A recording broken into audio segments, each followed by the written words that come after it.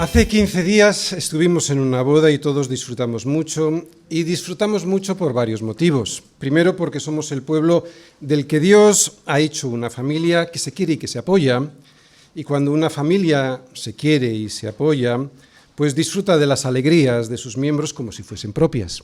Y segundo, porque asistir a la celebración de un pacto matrimonial en el que los novios nos muestran que quieren ser fieles al propósito que Dios diseñó para ellos en su matrimonio, pues transmite alegría y esperanza.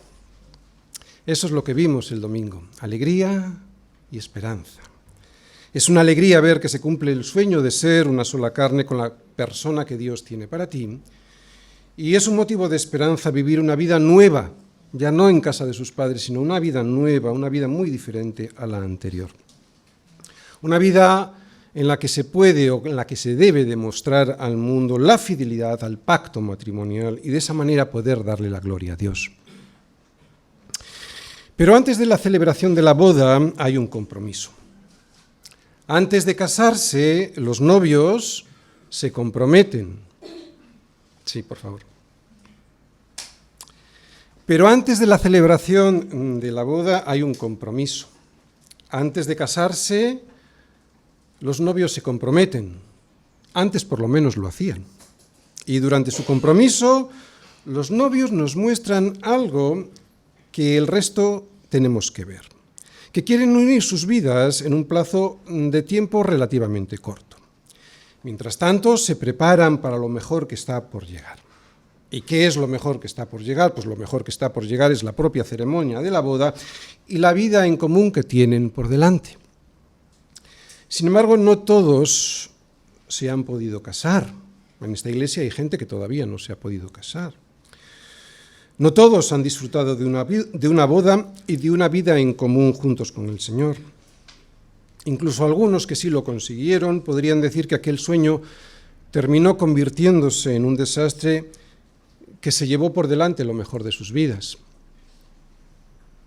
Pero para un cristiano, ninguno de los dos casos anteriores, si es que ha ocurrido, es definitivo. Porque para los suyos el Señor tiene preparada una boda perfecta que dará inicio a un matrimonio perfecto. Y es que la boda de verdad viene pronto. Aunque antes hay un compromiso. Y de ese compromiso, hoy no voy a hablar tanto de la boda, aunque sí la voy a mostrar en una fotografía, pero antes de la boda hay un compromiso y hoy voy a hablar de ese compromiso, especialmente cómo recordamos y cómo mostramos ese compromiso al mundo. Nuestra boda llega pronto. El significado de la Cena del Señor, Apocalipsis 19, versículos del 6 al 9. Y oí como la voz de una gran multitud, como el estruendo de muchas aguas, y como la voz de grandes truenos, que decía: Aleluya, porque el Señor nuestro Dios Todopoderoso reina. Gocémonos y alegrémonos y démosle gloria, porque han llegado las bodas del Cordero, y su esposa se ha preparado. Y a ella se le ha concedido que se vista de lino fino, limpio y resplandeciente, porque el lino fino es las acciones justas de los santos.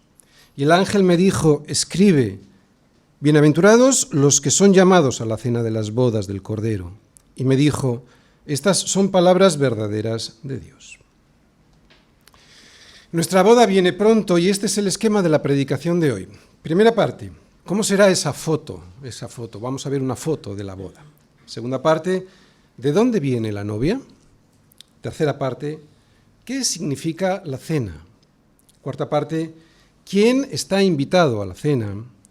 Y quinta parte, ¿cómo participar en la cena? Primera parte, ¿cómo será la foto de la boda? El apóstol Pablo nos dice que en esperanza fuimos salvos.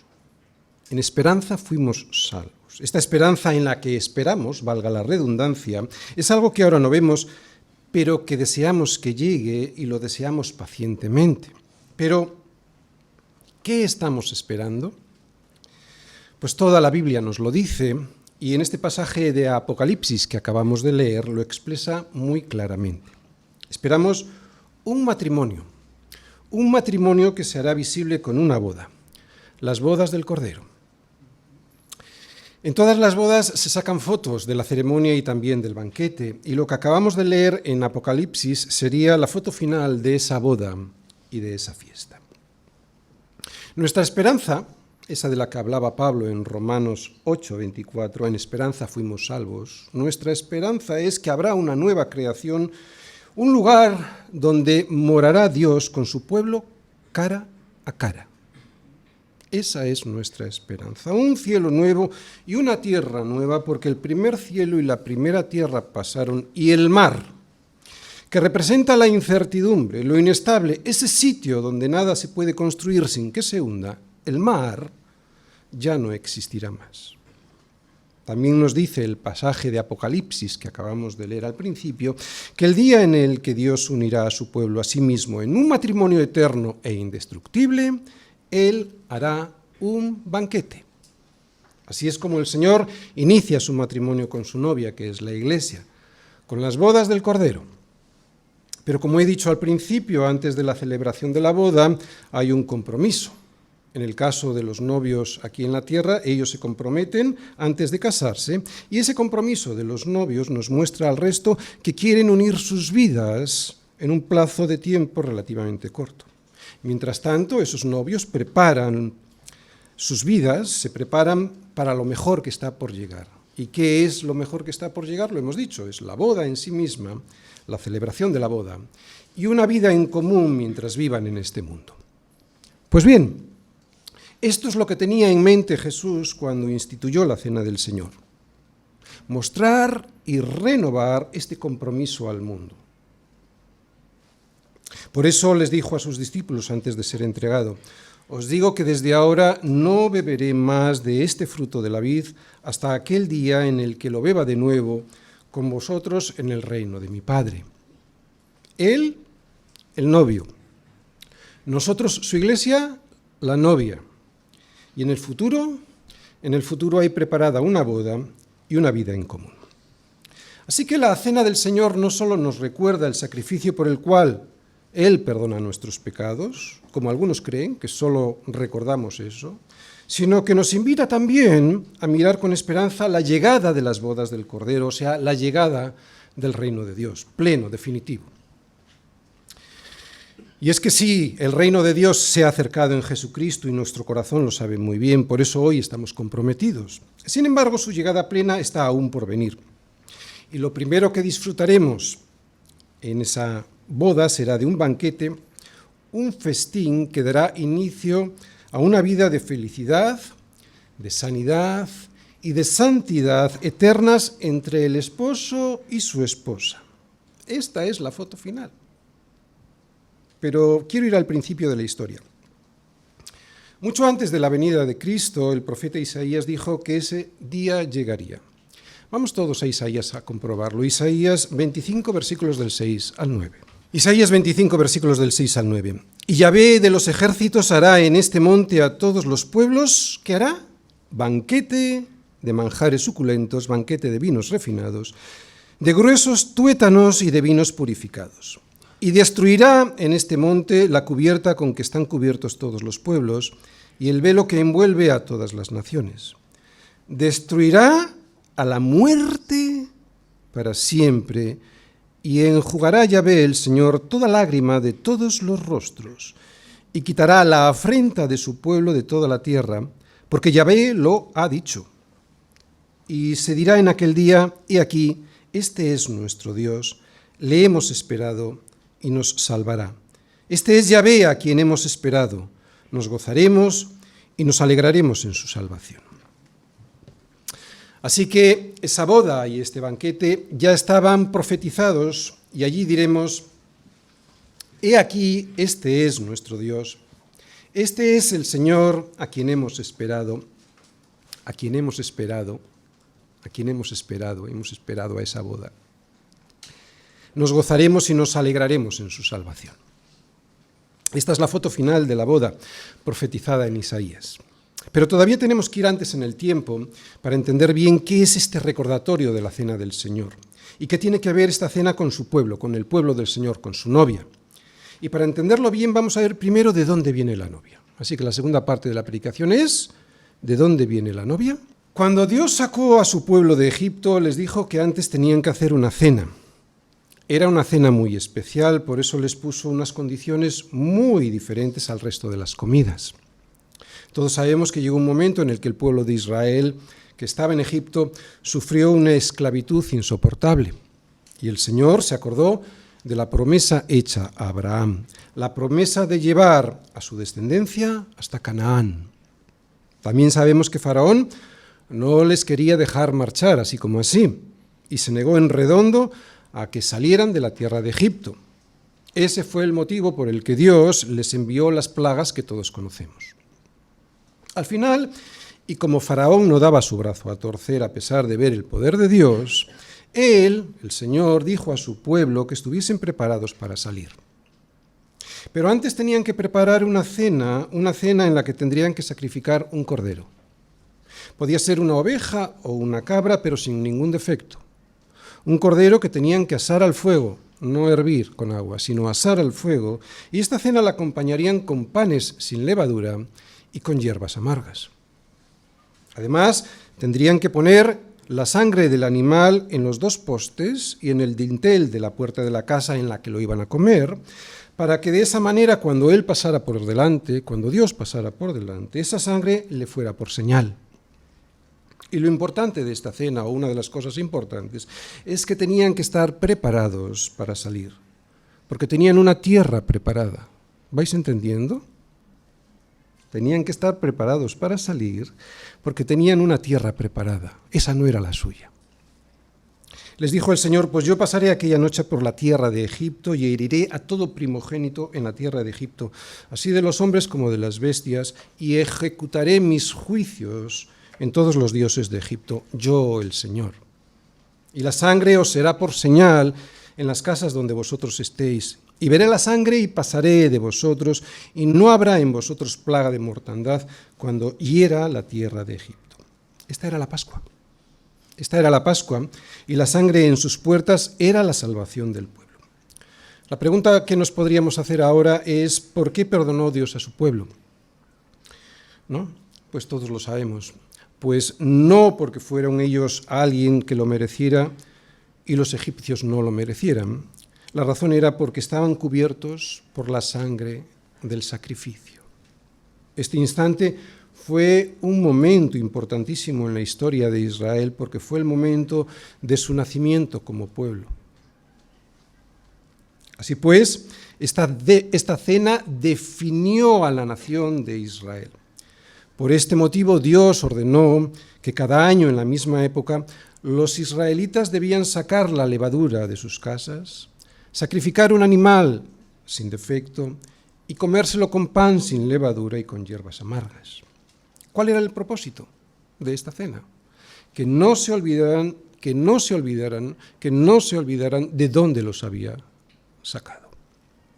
Esta historia define al pueblo de Israel, porque el pueblo de Israel es el pueblo rescatado por Dios de Egipto, del mal, del pecado, de la esclavitud. Por eso este hecho dio inicio al pueblo de Israel como nación, y por eso tenían que recordarlo siempre con la Pascua.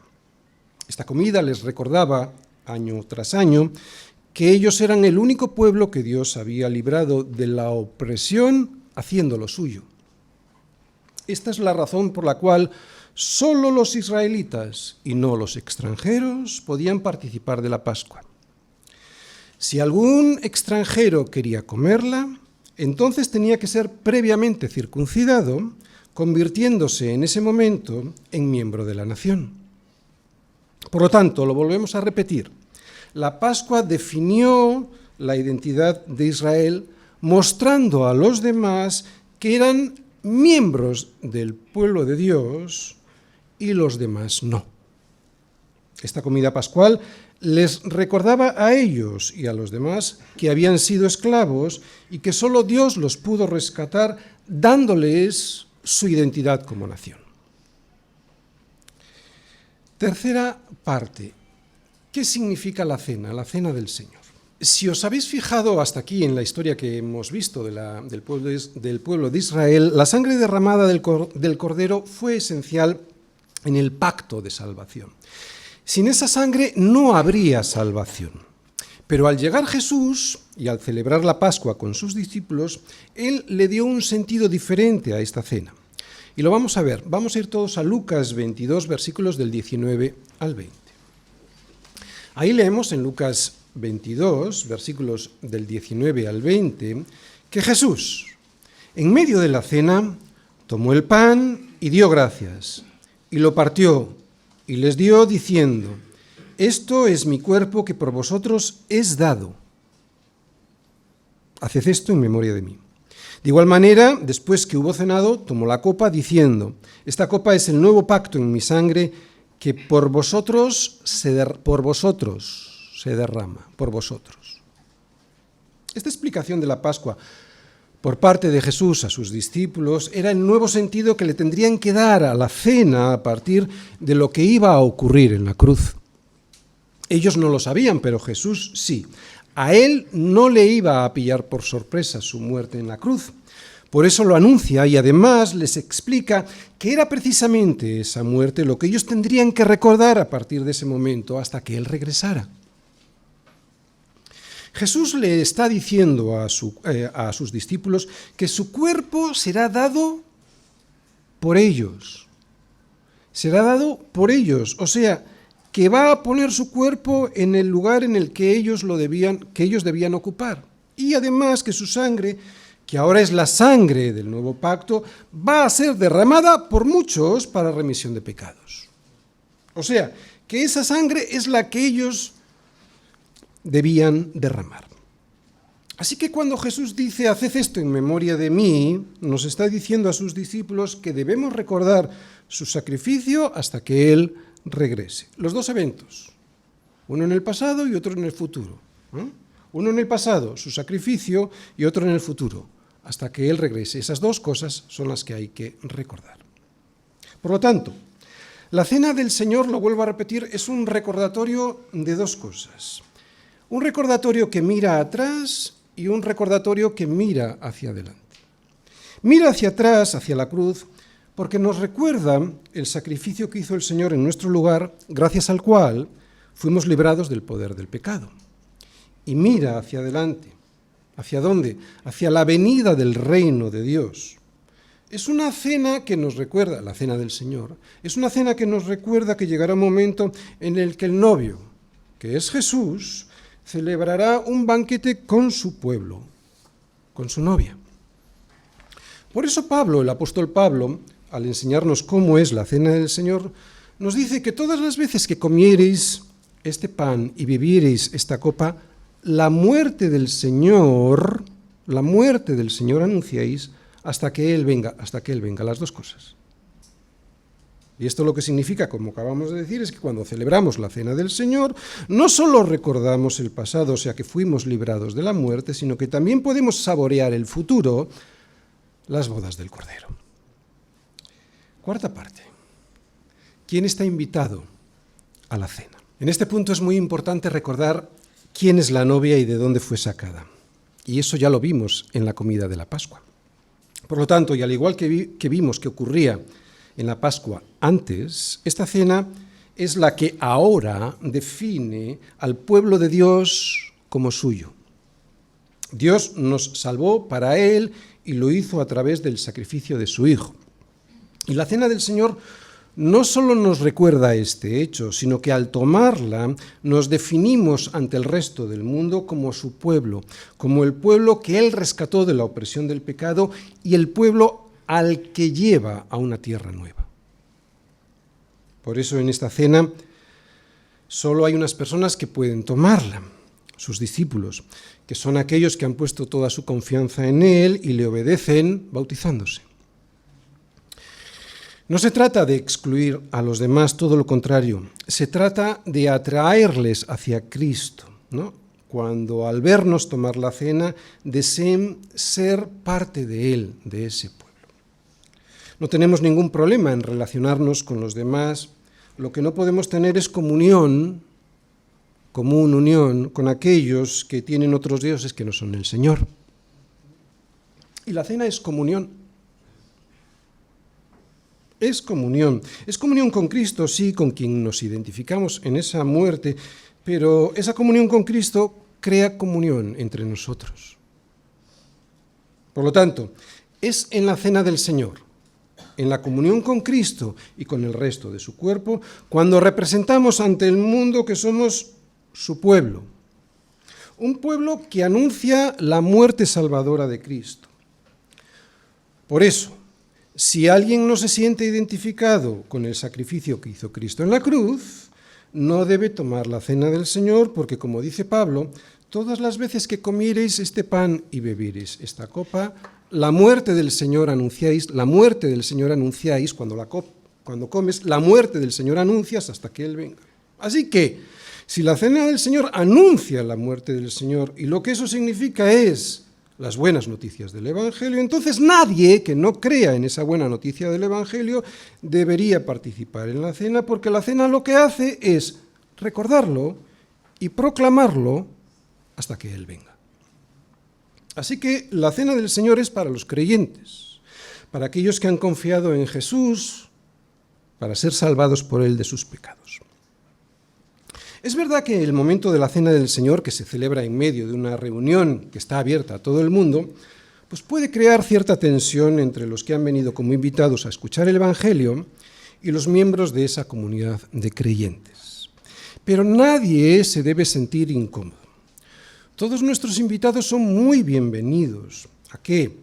Bueno, especialmente a cantar, a participar de la adoración y sobre todo muy bienvenidos a escuchar la predicación de las buenas noticias que hay en el Evangelio. Pero al mismo tiempo ellos deben sentir que están aparte durante la cena. Y por lo tanto, no se trata de hacerles pasar un mal rato, sino todo lo contrario, para que puedan desear ser parte de ese pueblo que ha salido liberado de Egipto por su Señor.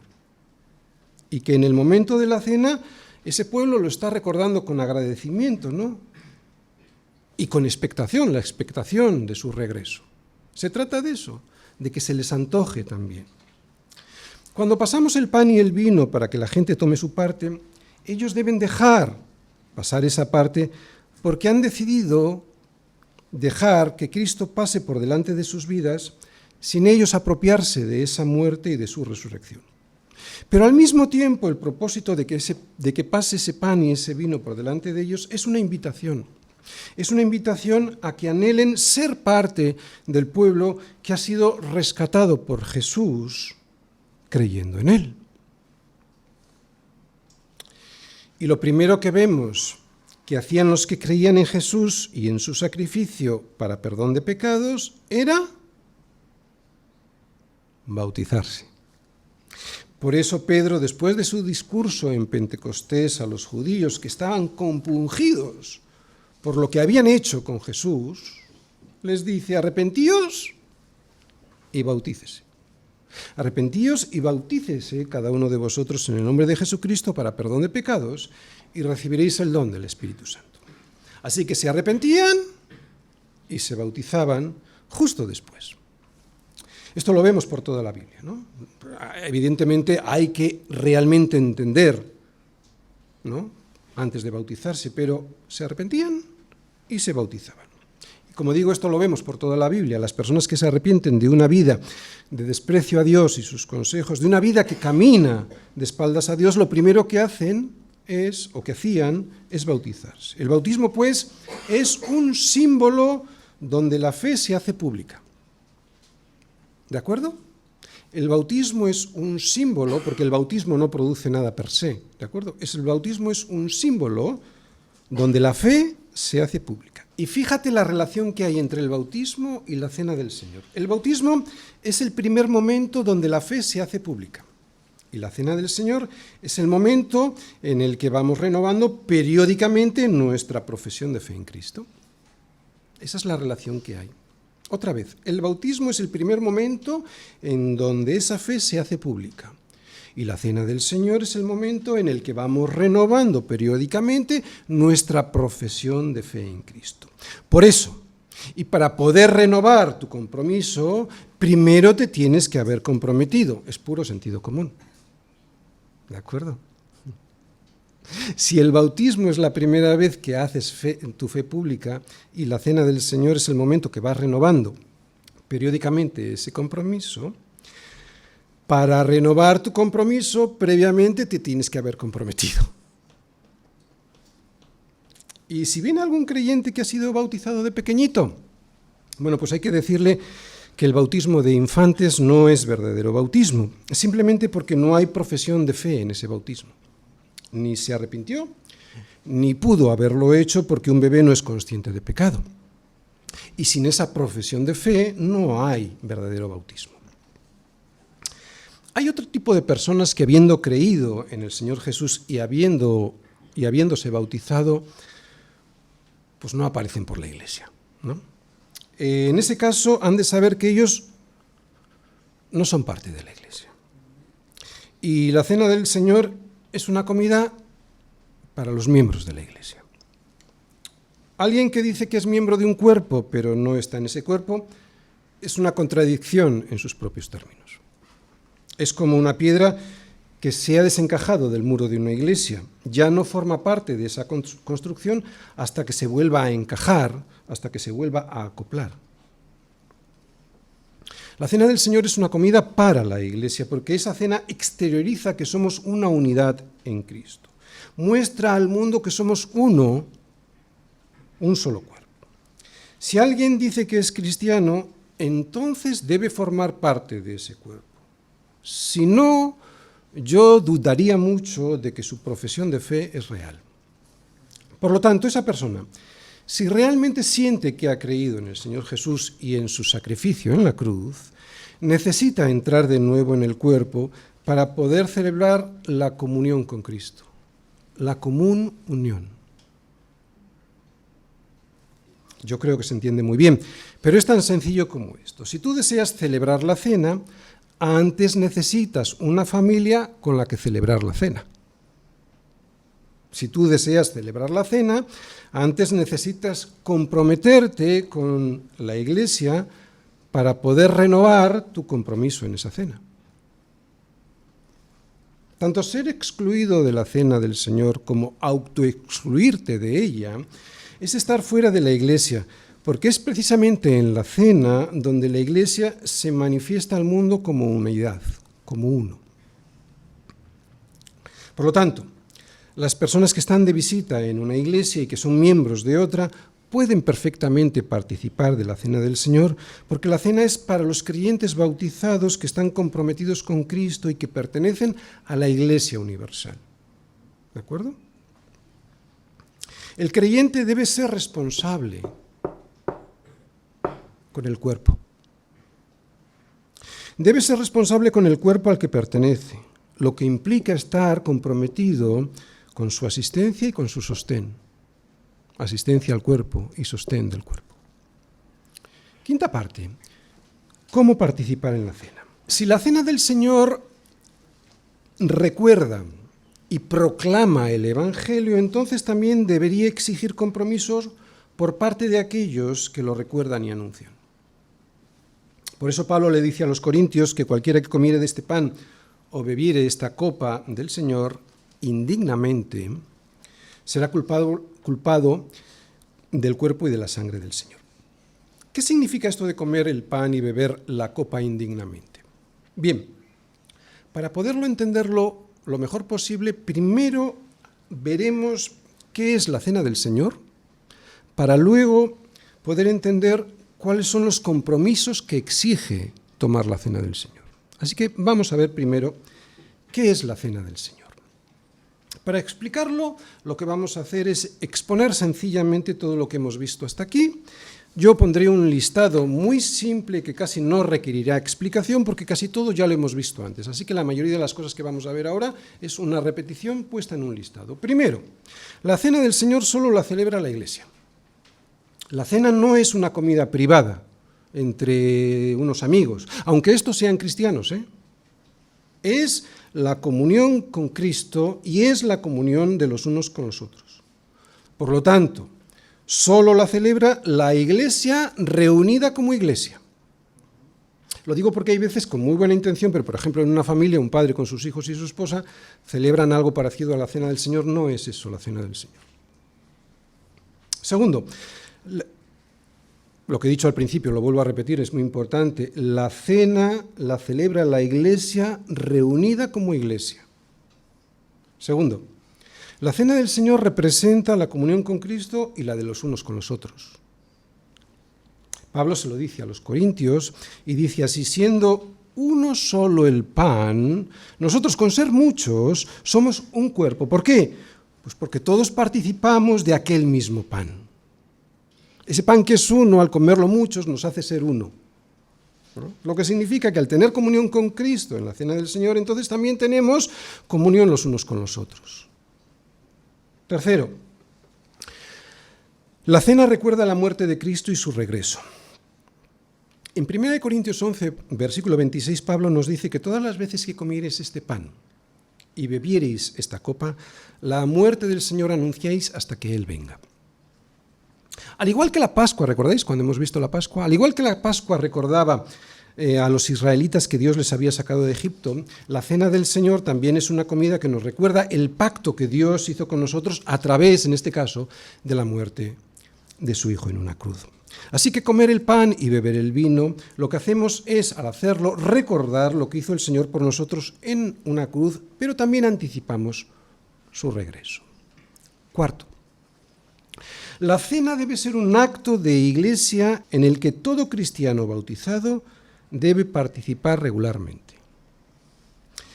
Este cuarto punto lo vamos a ver en extensión después, porque es aquí donde quiero entrar a profundizar qué es tomar la cena indignamente, ¿de acuerdo? Luego vamos a entrar cómo todo cristiano debe participar dignamente de la cena del Señor. Pero todo cristiano debe hacerlo, bautizado, ¿de acuerdo? Quinto, en la cena renovamos nuestro compromiso con el Señor, pero también con su pueblo. La cena es una señal, es la señal del nuevo pacto. Y el pacto es el que hizo el Señor con su pueblo al rescatarnos. Pacto al que nosotros nos adherimos libremente. Por eso la cena es una cena de dos partes, el Señor y su pueblo, como una unidad, el Señor y su pueblo.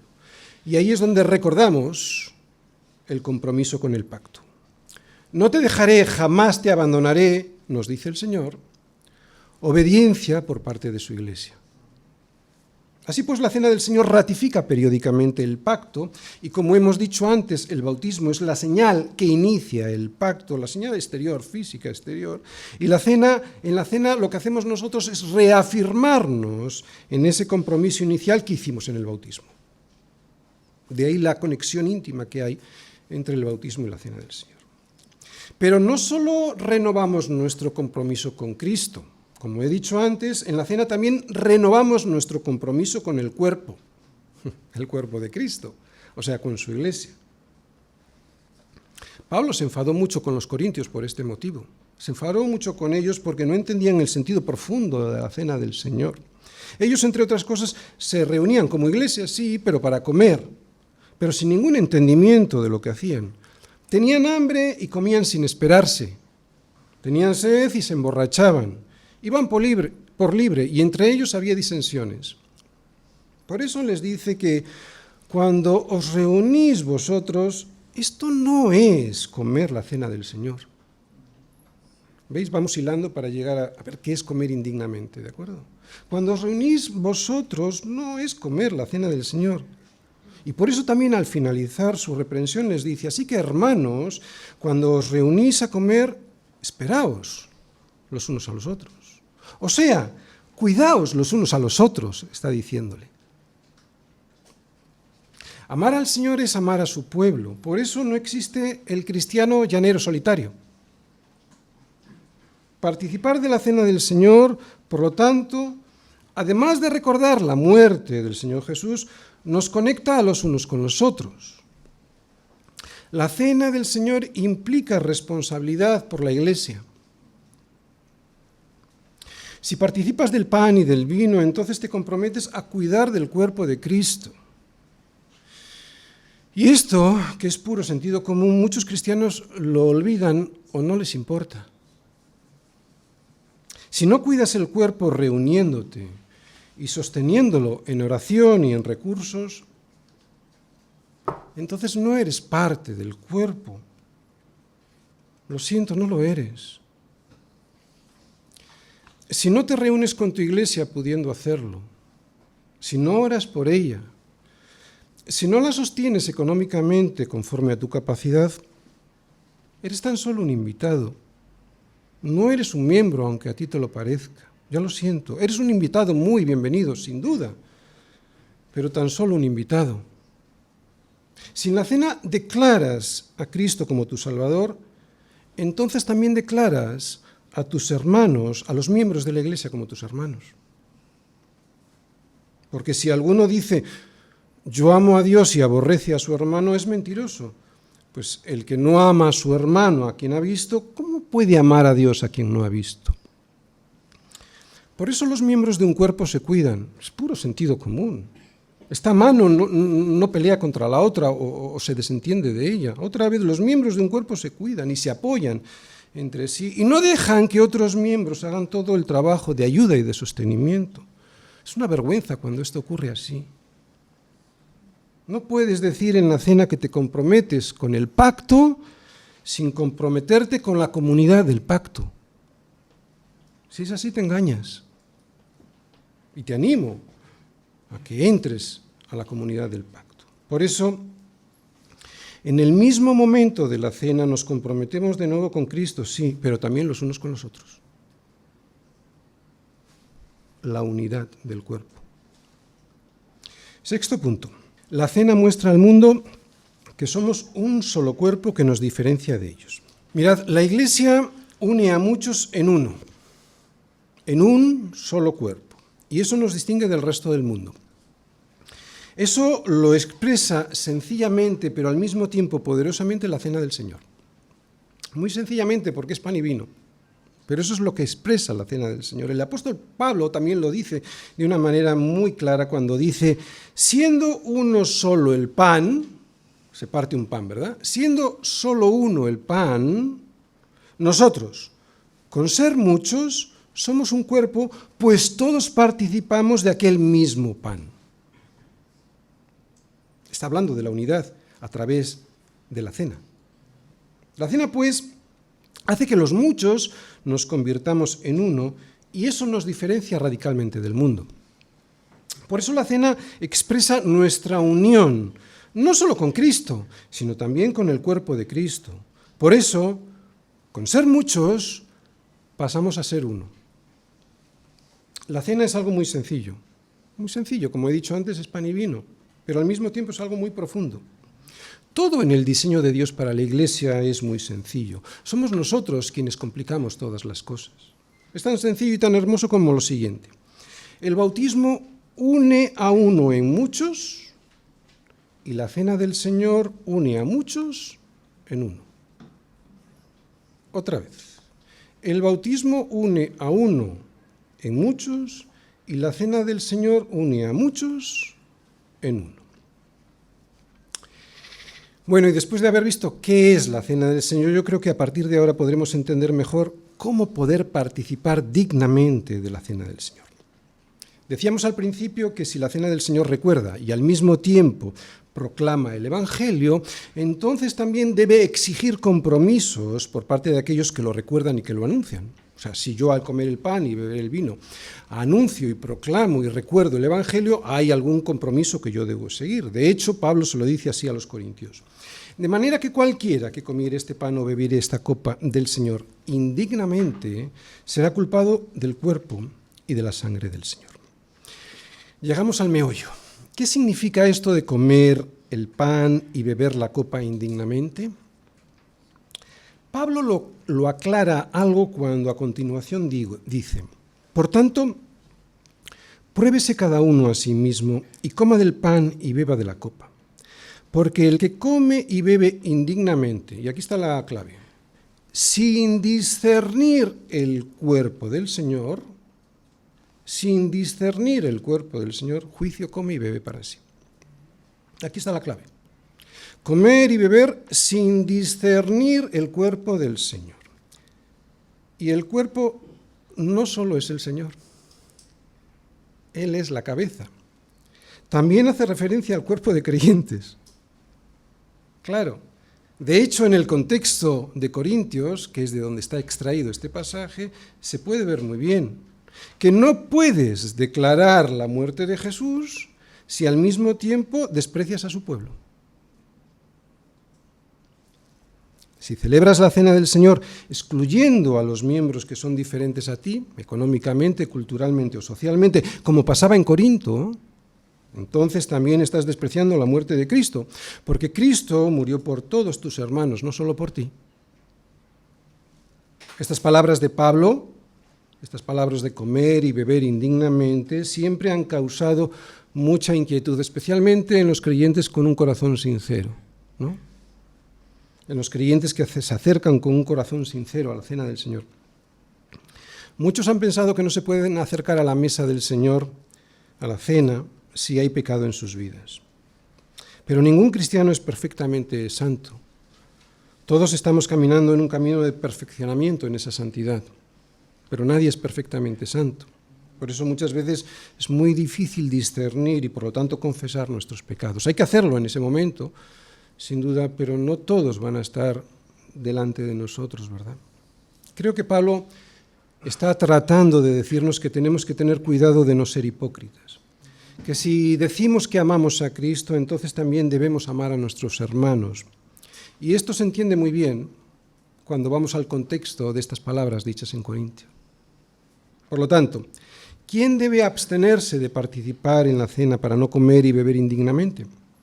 Bueno, pues aparte de aquellos que no son miembros de una iglesia y de aquellos miembros que han sido puestos en disciplina por la propia iglesia, ¿no?, por reflejar una imagen que no corresponde con la imagen de Cristo, se deben abstener de comer el pan y de beber el vino los que no tienen comunión con el resto de la congregación o tienen problemas serios con alguien en particular si antes no piden perdón, si antes no le pide perdón.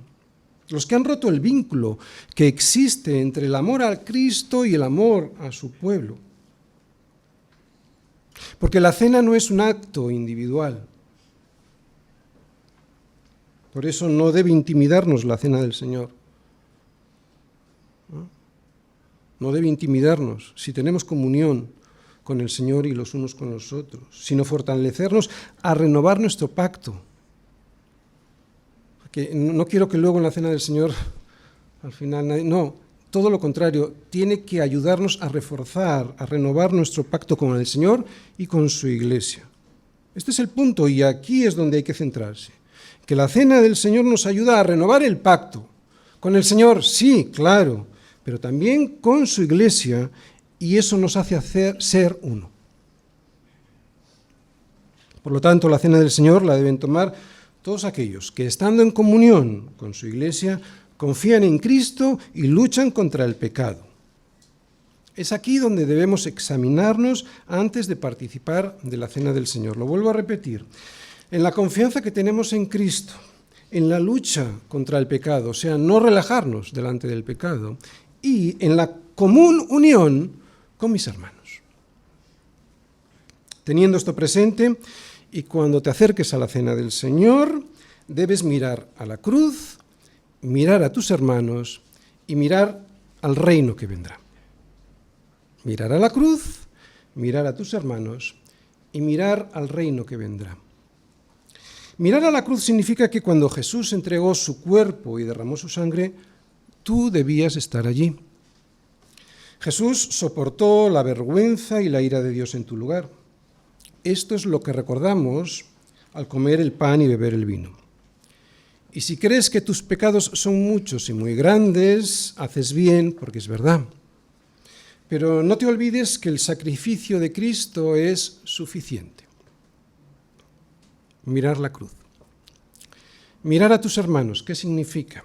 Significa que aunque puedes cerrar los ojos para confesar tus pecados y recordar quién los perdonó, también puedes mirar a tu alrededor para asombrarte y agradecer que estás junto a otros hermanos a los que el Señor ha redimido igual que a ti, y que eso te convierte con ellos en uno.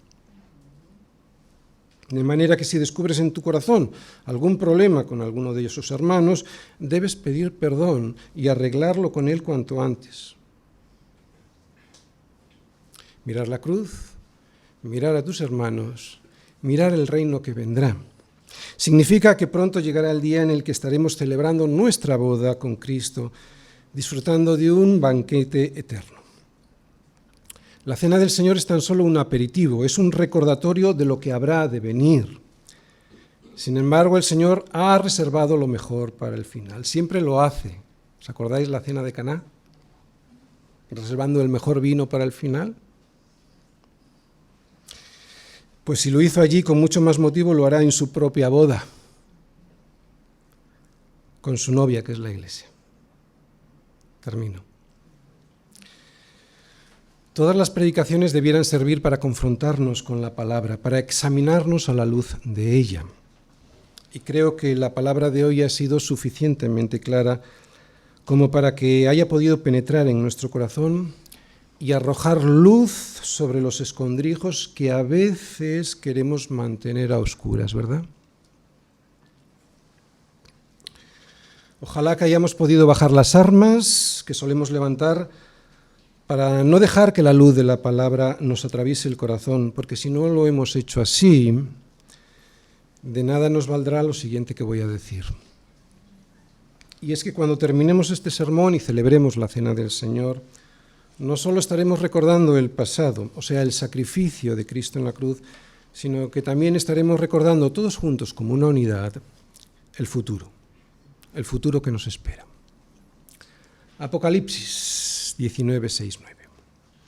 Y oí como la voz de una gran multitud, como el estruendo de muchas aguas, y como la voz de grandes truenos que decía: Aleluya, porque el Señor nuestro Dios Todopoderoso reina. Gocémonos y alegrémonos y démosle gloria, porque han llegado las bodas del Cordero, y su esposa se ha preparado, y a ella se le ha concedido que se vista de lino fino, limpio y resplandeciente, porque el lino fino es las acciones justas de los santos. Y el ángel me dijo: escribe, bienaventurados los que son llamados a la cena de las bodas del Cordero. Y me dijo: estas palabras son verdaderas de Dios.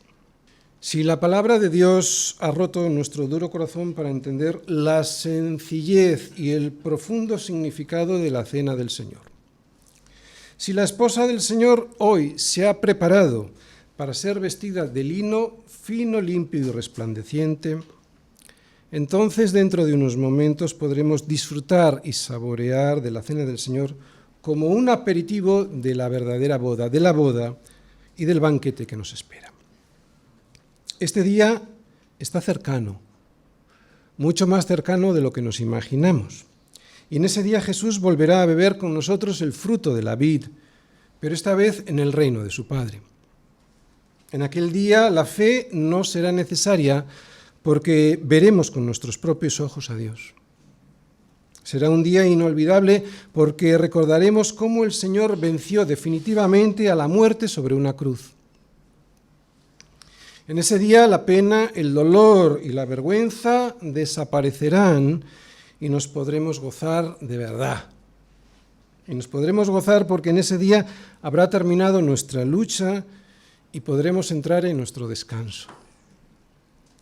Recuerda, si no eres creyente, que para ti no habrá boda ni descanso y que lo peor está por llegar. Y si eres creyente, recuerda, Dios ha reservado lo mejor para el final.